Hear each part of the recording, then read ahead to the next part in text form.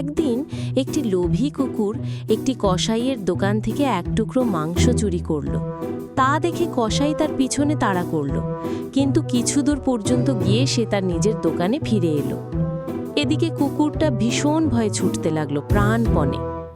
অনেকটা যাবার পর সে পিছন ফিরে তাকিয়ে দেখল যে কসাইটা তার দিকে তাড়া করে আসছে কিনা।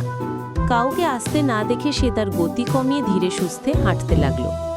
কিছুক্ষণ পরে সে এসে পৌঁছলো একটা ছোট্ট নদীর কাছে। সে তখন মুখের মাংসের টুকরোটা নিয়ে সেতুর ওপর দিয়ে নদী পার হতে লাগলো।